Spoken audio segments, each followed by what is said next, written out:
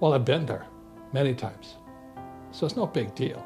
You just figure out what's needed and wanted and you go do it. Author Robert Kiyosaki wants schools to teach young people how to be entrepreneurs and make money because he believes this leads us to have a stronger society. He says the lessons he learned from a failed business when he was in his 30s helped him to understand more than any success he has experienced. So ultimately what makes people rich is financial education. The process of paying back investors and trying to figure out why things failed had a profound impact on him, moving him forward in his business career. Robert Kiyosaki sat down with Donald Trump But the thing that has really changed my life working with you and discussed the impact of the book, The Art of the Deal, and how it had a tremendous impact on him at a very low time in his life. It taught him that even though he was at a low place, he can still think big and pull himself back to a place of success. And all of you as entrepreneurs have that intellectual property in your head. Kiyosaki wants people to know that we must look to books for answers and knowledge in times of success and failure. The knowledge of how to do things better or be better is what will help pull people out of failure and lead them back to success. He also believes that we can't be afraid to make mistakes. Some of the greatest businessmen in history have gone bust and have brought themselves back. It happens, and we need to accept that. But the fear of making a mistake, Every time I failed, it was like, good, it's okay, what have I learned? could hold us back from our next great success. These so-called failures or bad events can be a positive, and we must shift our mindset to see it that way, take the good from it, and move forward to what is next. And that's why most people are not rich,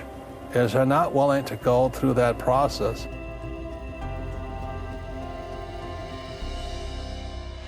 What happens is our school system takes it out of them. It teaches them not to be entrepreneurs, it teaches them to be employees. So that's why I'm personally very happy that we have Ducey, Governor Ducey in office, because he is an entrepreneur.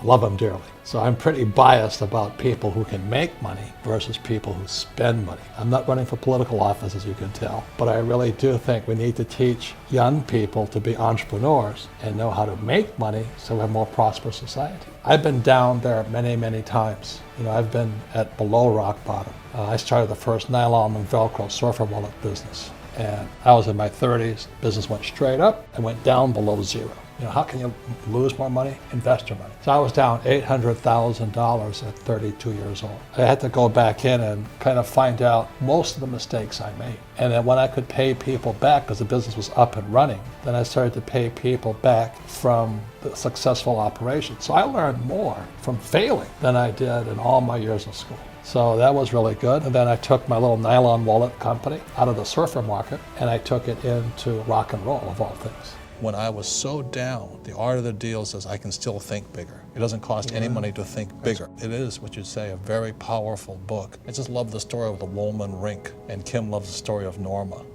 Norma became a star after that. But it is a very powerful book, and it's more than just negotiation. It's how you think. It's how you approach your problems. It's how you elevate yourself. So I personally thank you for that book because, Kim, like I said, it pulled us out of our little funk we were in. I always say that you're a billionaire and I'm a millionaire. But when we come together and we both love real estate, but you have big buildings and I have small buildings. But the thing we got together as teachers, and I think that's why you write your book, is to share what you know and to give to more people knowledge. And that's why financial education is so important because, as you know, money doesn't solve the problem a lot of the times. A lot of times you give a person money, you feed a fit man for a day, but if you teach them, they go on forever. That's why books are so powerful, is because people learn, they can share, you can share your knowledge and they can come up. I think your best book, though, of all was The Art of the Comeback. And I love that book because I think that's the book today, given the state of the world economy, is we got to come back.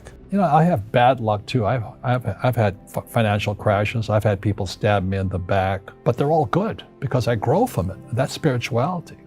People who are afraid of making mistakes, like they teach in school, they don't ever grow because spirituality is there's good and there's bad, there's right and there's wrong, there's up and there's down. Most people only want to be right. They only want to be positive. Well, you can't have that. That's not reality. Every time I failed, it was like, good, it's okay, what have I learned? And the average person, the reason they're poor is they haven't failed. They play it so safe they haven't made any mistakes like they're taught in school, that means they don't learn anything. That's why the school system's actually fundamentally corrupt. It's anti-education. Don't make mistakes and don't ask for help. And if I didn't ask for help, I have my accountants, my attorneys, my bankers, and all that. I go into business like a rugby team, and we kick butt. But the average guy is standing there, oh, I'm an A student. I'm going to do this all on myself. And a bunch of rugby players run you over, and you go, well, they're not playing fair. You know what, you're playing stupid. You should have a team. You should have accountants, attorneys, and bankers and all that stuff. But that's not the game I want to play. I said, then don't play the game. The game of business is played with accountants, attorneys, bankers, hate to say it, politicians. You got to know the game.